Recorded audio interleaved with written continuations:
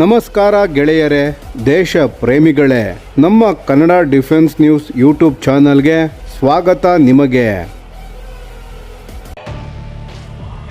ಭಾರತದ DRDO ಈಗ Pralay missile ಕಾರ್ಯಕ್ರಮವನ್ನು ಮತ್ತೊಂದು ಪ್ರಮುಖ ಹಂತಕ್ಕೆ ಕೊಂಡೊಯ್ಯುವ ದಿಕ್ಕಿನಲ್ಲಿ ದೊಡ್ಡ ಹೆಜ್ಜೆ ಇಟ್ಟಿದೆ. ಈಗಾಗಲೇ ಯಶಸ್ವಿಯಾಗಿ ಪರೀಕ್ಷೆಗಳನ್ನು ಪೂರ್ಣಗೊಳಿಸಿರುವ ಪ್ರಳಯ್ ಕ್ಷಿಪಣಿಯ ಕಾರ್ಯಾಚರಣೆಯನ್ನು ಇನ್ನಷ್ಟು ಸುರಕ್ಷಿತ, ವೇಗವಾದ ಮತ್ತು ಯುದ್ಧ ಪರಿಸ್ಥಿತಿಯಲ್ಲೂ ವಿಶ್ವಾಸಾರ್ಹವಾಗಿಸಲು 8x8 ಪ್ರಹಾರ್ ಲಾಂಚರ್ ಅನ್ನು ಸಂಪೂರ್ಣವಾಗಿ ನವೀಕರಿಸಲು ರಿಕ್ವೆಸ್ಟ್ ಫಾರ್ ಪ್ರಪೋಸಲ್ RFP ಯನ್ನು DRDO ಹೊರಡಿಸಿದೆ. ಈ ಯೋಜನೆಯ ಉದ್ದೇಶ ಕೇವಲ ಒಂದು ಹೊಸ ಸಂವಹನ ವ್ಯವಸ್ಥೆಯನ್ನು ಅಳವಡಿಸುವುದಲ್ಲ, ಬದಲಾಗಿ ಲಾಂಚರ್ ಮತ್ತು ಬ್ಯಾಟರಿ ಕಮಾಂಡ್ ಸೆಂಟರ್ BCC ನಡುವೆ ಯಾವುದೇ ಪರಿಸ್ಥಿತಿಯಲ್ಲೂ ಸಂಪರ್ಕ ಕಡಿತವಾಗದಂತೆ ಅತ್ಯಾಧುನಿಕ ಕಮ್ಯುನಿಕೇಶನ್ ಸಿಸ್ಟಮ್ಸ್ ಗಳನ್ನು ನಿರ್ಮಿಸುವುದು. ಹಾಗಾದರೆ ಈ ಯೋಜನೆ ಏನು? ಪ್ರಹಾರ್ ಲಾಂಚರ್ ಅನ್ನು ಪ್ರಳಯ್ಗಾಗಿ ಏಕೆ ಪರಿವರ್ತಿಸಲಾಗುತ್ತಿದೆ? ಈ ಹೊಸ ವ್ಯವಸ್ಥೆಯಿಂದ ಭಾರತೀಯ ಸೇನೆಗೆ ಯಾವ ಲಾಭ ಸಿಗಲಿದೆ? ಇವೆಲ್ಲವನ್ನು ಈಗ ವಿವರವಾಗಿ ತಿಳಿದುಕೊಳ್ಳೋಣ ಬನ್ನಿ ಸ್ನೇಹಿತರೆ. ಮೊದಲು ಪ್ರಳಯ್ ಮಿಸೈಲ್ ಬಗ್ಗೆ ತಿಳಿದುಕೊಳ್ಳೋಣ. ಪ್ರಳಯ್ ಭಾರತದ ಸ್ವದೇಶಿ canisterised tactical surface to surface short range ballistic missile ಆಗಿದ್ದು, ಸುಮಾರು 150 ರಿಂದ 500 ಕಿಲೋಮೀಟರ್ ದೂರದ ಶತ್ರು ಗುರಿಗಳನ್ನು ಅತ್ಯಂತ ನಿಖರವಾಗಿ ಹೊಡೆಯುವ ಸಾಮರ್ಥ್ಯ ಹೊಂದಿದೆ. ಈ ಕ್ಷಿಪಣಿಯನ್ನು ಅಭಿವೃದ್ಧಿಪಡಿಸುವಾಗ DRDO ಎರಡು ಪ್ರಮುಖ ಯೋಜನೆಗಳಿಂದ ತಂತ್ರಜ್ಞಾನವನ್ನು ಬಳಸಿಕೊಂಡಿದೆ. ಮೊದಲನೆಯದು ಪೃಥ್ವಿ ಡಿಫೆನ್ಸ್ ವೆಹಿಕಲ್ PDV ಮತ್ತು ಎರಡನೇದು ಪ್ರಹಾರ್ ಟ್ಯಾಕ್ಟಿಕಲ್ ಮಿಸೈಲ್, ಅಂದರೆ ಈಗಾಗಲೇ ಯಶಸ್ವಿಯಾಗಿ ಅಭಿವೃದ್ಧಿಪಡಿಸಿದ ತಂತ್ರಜ್ಞಾನಗಳನ್ನು ಸಂಯೋಜಿಸಿ ಹೆಚ್ಚು ಸಾಮರ್ಥ್ಯ ಹೊಂದಿರುವ ಹೊಸ ಟ್ಯಾಕ್ಟಿಕಲ್ ಮಿಸೈಲ್ ಆಗಿ ಪ್ರಳಯ್ ಅನ್ನು ರೂಪಿಸಲಾಗಿದೆ. ಇದೀಗ ಪ್ರಶ್ನೆ ಏನೆಂದರೆ, ಲಾಂಚರ್ ನಿರ್ಮಿಸುವ ಬದಲು ಹಳೆಯ ಪ್ರಹಾರ್ ಲಾಂಚರ್ ಅನ್ನು ಏಕೆ ಪರಿವರ್ತಿಸಲಾಗುತ್ತಿದೆ? ಇದಕ್ಕೆ ಪ್ರಮುಖ ಕಾರಣ ವೆಚ್ಚ ಮತ್ತು ಸಮಯ ಸ್ನೇಹಿತರೆ. ಹೊಸ ಲಾಂಚರ್ ಅನ್ನು ಸಂಪೂರ್ಣವಾಗಿ ಅಭಿವೃದ್ಧಿಪಡಿಸುವುದಕ್ಕೆ ಹಲವು ವರ್ಷಗಳು ಬೇಕಾಗುತ್ತವೆ. ಆದರೆ ಈಗಾಗಲೇ ಕಾರ್ಯಕ್ಷಮತೆ ಸಾಬೀತಾಗಿರುವ 8x8 ಪ್ರಹಾರ್ ಲಾಂಚರ್ ಅನ್ನು ಅಗತ್ಯ ಬದಲಾವಣೆಗಳೊಂದಿಗೆ ಪ್ರಳಯ್ಗಾಗಿ ಬಳಸಿದರೆ ಕಡಿಮೆ ವೆಚ್ಚದಲ್ಲಿ ವೇಗವಾಗಿ ಹೆಚ್ಚಿನ ಸಂಖ್ಯೆಯ ಲಾಂಚರ್ಸ್ ಗಳನ್ನು ಇದು ಭಾರತದ ರಕ್ಷಣಾ ಯೋಜನೆಗಳಲ್ಲಿ ಹೆಚ್ಚಾಗಿ ಅನುಸರಿಸಲಾಗುತ್ತಿರುವ ಸಂಪನ್ಮೂಲಗಳನ್ನು ಪರಿಣಾಮಕಾರಿಯಾಗಿ ಬಳಸುವ ತಂತ್ರವಾಗಿದೆ. ಈ ಹಿನ್ನೆಲೆಯಲ್ಲಿ DRDO ಒಂದು ಭಾರತೀಯ ಕಂಪನಿಯನ್ನು ಆಯ್ಕೆ ಮಾಡಲು RFP ಹೊರಡಿಸಿದೆ. ಆಯ್ಕೆಯಾಗುವ ಸಂಸ್ಥೆಯು ಕೇವಲ ಒಂದು ಸಾಧನವನ್ನು ಅಳವಡಿಸುವುದಲ್ಲ, ಸಂಪೂರ್ಣವಾಗಿ ಲಾಂಚರ್ ಅನ್ನು ಹೊಸ ಕಮ್ಯುನಿಕೇಶನ್ ಪ್ಲಾಟ್ಫಾರ್ಮ್ ಆಗಿ ಪರಿವರ್ತಿಸುವ ಜವಾಬ್ದಾರಿಯನ್ನು ವಹಿಸಿಕೊಳ್ಳಬೇಕಾಗುತ್ತದೆ. ಅಂದರೆ ಶೆಲ್ಟರ್ ನಿರ್ಮಾಣದಿಂದ ಹಿಡಿದು ಕಮ್ಯುನಿಕೇಶನ್ ಸಿಸ್ಟಮ್ ಇಂಟಿಗ್ರೇಷನ್ ಪರೀಕ್ಷೆಗಳು, ದಾಖಲೆಗಳ ಸಿದ್ಧತೆ ಮತ್ತು ಅಂತಿಮ ವ್ಯಾಲಿಡೇಷನ್ ವರೆಗೆ ಎಲ್ಲಾ ಕೆಲಸವನ್ನು ಒಂದೇ ಸಂಸ್ಥೆ ನಿರ್ವಹಿಸಬೇಕು. ಈ ಯೋಜನೆಯ ಮೊದಲ ಭಾಗದಲ್ಲಿ 2 ವಿಶೇಷ ಶೀಲ್ಡೆಡ್ ಶೆಲ್ಟರ್ ಗಳನ್ನು ನಿರ್ಮಿಸಬೇಕಾಗಿದೆ. ಮೊದಲ ಶೆಲ್ಟರ್ ನಲ್ಲಿ satcom, line of sight, LOS, voice communication ಹಾಗೂ ನೆಟ್ವರ್ಕ್ ಎಕ್ವಿಪ್ಮೆಂಟ್ ಗಳನ್ನು ಅಳವಡಿಸಲಾಗುತ್ತದೆ. ಎರಡನೇ ಶೆಲ್ಟರ್ ನಲ್ಲಿ UPS, ಬ್ಯಾಟರಿ ಬ್ಯಾಂಕ್ ಮತ್ತು ವಿದ್ಯುತ್ ಪೂರೈಕೆಗೆ ಸಂಬಂಧಿಸಿದ ಉಪಕರಣಗಳನ್ನು ಇರಿಸಲಾಗುತ್ತದೆ. ಈ ಶೆಲ್ಟರ್ ಗಳು ಸಾಮಾನ್ಯ ಲೋಹದ ಕೊಠಡಿಗಳಲ್ಲ. ಇವುಗಳಲ್ಲಿ EMI, EMC ಶೀಲ್ಡಿಂಗ್ ಇರಬೇಕೆಂದು DRDO ಸ್ಪಷ್ಟವಾಗಿ ಸೂಚಿಸಿದೆ. ಸೈನ್ಯಕ್ಕೆ ಒದಗಿಸಬಹುದು. ಯುದ್ಧ ಭೂಮಿಯಲ್ಲಿ ಅತ್ಯಧಿಕ ವಿದ್ಯುತ್ ಕಾಂತೀಯ ಅಡಚಣೆಗಳು ಉಂಟಾಗಬಹುದು. ಶತ್ರು ದೇಶಗಳು ಎಲೆಕ್ಟ್ರಾನಿಕ್ ವಾರ್ಫೇರ್ ನ ಮೂಲಕ ಸಂವಹನ ವ್ಯವಸ್ಥೆಯನ್ನು ಅಸ್ತವ್ಯಸ್ತಗೊಳಿಸಲು ಪ್ರಯತ್ನಿಸಬಹುದು. ಅಂತಹ ಸಂದರ್ಭಗಳಲ್ಲಿ ಹೊರಗಿನ ವಿದ್ಯುತ್ ಕಾಂತೀಯ ಅಡಚಣೆಗಳಿಂದ ಕಮ್ಯುನಿಕೇಶನ್ ಸಿಸ್ಟಮ್ಸ್ ಗಳ ಮೇಲೆ ಯಾವುದೇ ಪರಿಣಾಮ ಬೀಳದಂತೆ EMI, EMC ಶೀಲ್ಡಿಂಗ್ ಅತ್ಯಂತ ಅಗತ್ಯವಾಗುತ್ತದೆ. ಇದರ ಜೊತೆಗೆ 2 ಶೆಲ್ಟರ್ ಗಳಲ್ಲಿ MIL grade air conditioning system ಇರಬೇಕು. ಯಾಕೆಂದರೆ ಮರುಭೂಮಿ, ಗಡಿಭಾಗ ಅಥವಾ ತೀವ್ರ ಬಿಸಿಲಿನ ಪ್ರದೇಶಗಳಲ್ಲಿಯೂ ಒಳಗಿನ ಎಲೆಕ್ಟ್ರಾನಿಕ್ ಎಕ್ವಿಪ್ಮೆಂಟ್ ಗಳು ಸರಿಯಾದ ತಾಪಮಾನದಲ್ಲಿ ಕಾರ್ಯನಿರ್ವಹಿಸಬೇಕು.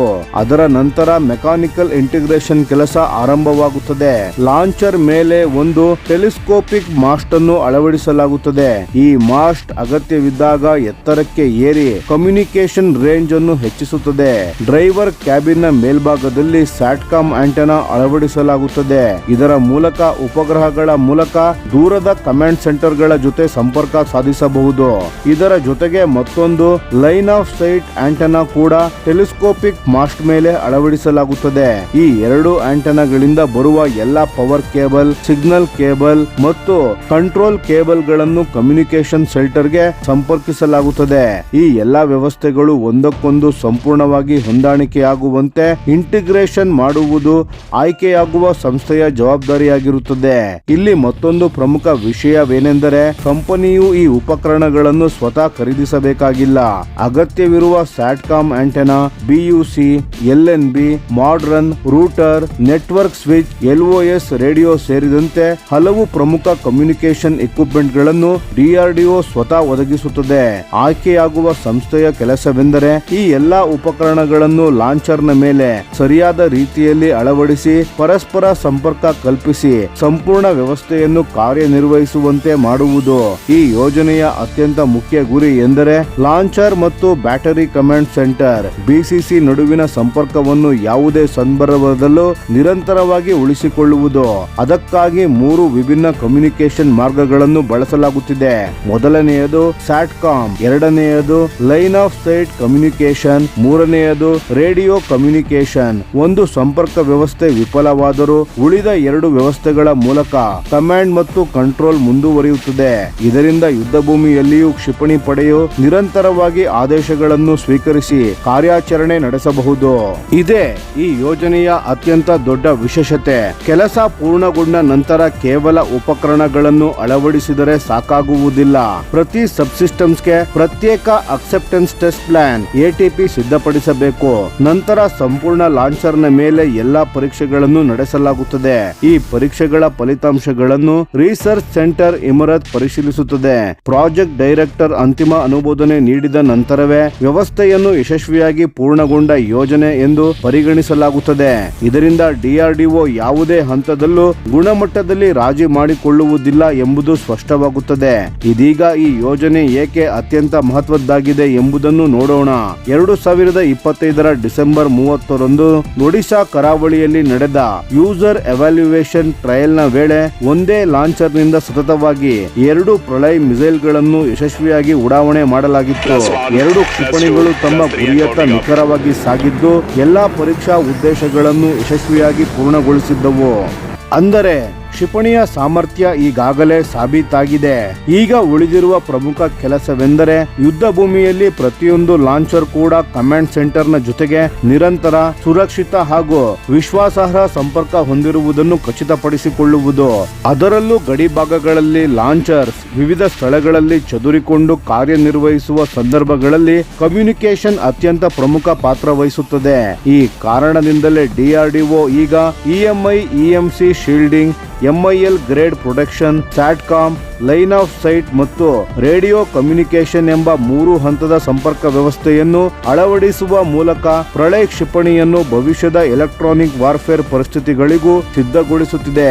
ಒಟ್ಟಾರೆ ನೋಡಿದರೆ ಇದು ಕೇವಲ ಲಾಂಚರ್ ಅಪ್ಗ್ರೇಡ್ ಯೋಜನೆಯಲ್ಲ, ಭಾರತದ ಟ್ಯಾಕ್ಟಿಕಲ್ ಮಿಸೈಲ್ ಫೋರ್ಸ್ ಅನ್ನು ಇನ್ನಷ್ಟು ಸುರಕ್ಷಿತ, ವಿಶ್ವಾಸಾರ್ಹ ಮತ್ತು ಯುದ್ಧ ಭೂಮಿಯಲ್ಲಿ ನಿರಂತರ ಕಾರ್ಯಾಚರಣೆ ನಡೆಸುವ ಸಾಮರ್ಥ್ಯ ಹೊಂದುವಂತೆ ರೂಪಿಸುವ ಮಹತ್ವದ ಹೆಜ್ಜೆಯಾಗಿದೆ. ಮುಂದಿನ ದಿನಗಳಲ್ಲಿ ಪ್ರಳಯ್ ಮಿಸೈಲ್ ಭಾರತೀಯ ಸೇನೆಯ ಪ್ರಮುಖ ಟ್ಯಾಕ್ಟಿಕಲ್ ಸ್ಟ್ರೈಕ್ ವೆಪನ್ ಆಗಿ ಇನ್ನಷ್ಟು ದೊಡ್ಡ ಪಾತ್ರ ವಹಿಸುವ ಸಾಧ್ಯತೆ ಇದೆ.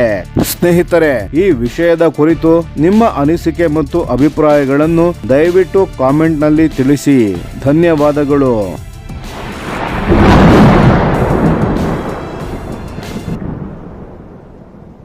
ಈ ವಿಡಿಯೋ ನಿಮಗೆ ಇಷ್ಟವಾಗಿದ್ದರೆ ಲೈಕ್ ಮಾಡಿ ಮತ್ತು ನಮ್ಮ ಚಾನೆಲ್ ಅನ್ನು ಸಬ್ಸ್ಕ್ರೈಬ್ ಮಾಡಿ ಹಾಗೂ ಬೆಲ್ ಐಕಾನ್ ಒತ್ತಿ. ಯಾವ ಅಪ್ಡೇಟ್ಗೂ ಮಿಸ್ ಆಗಬೇಡಿ. ಡಿಫೆನ್ಸ್ ಸುದ್ದಿಗಳನ್ನು ತ್ವರಿತವಾಗಿ ಪಡೆಯಿರಿ. ನಿಮ್ಮ ಬೆಂಬಲವೇ ನಮ್ಮ ಶಕ್ತಿ. ಭಾರತ ಬಲಿಷ್ಠವಾಗಲಿ ಎಂದು ಆಶಿಸುತ್ತಾ ಭಾರತ ಮಾತೆಗೆ ಜೈ. ಧನ್ಯವಾದಗಳು.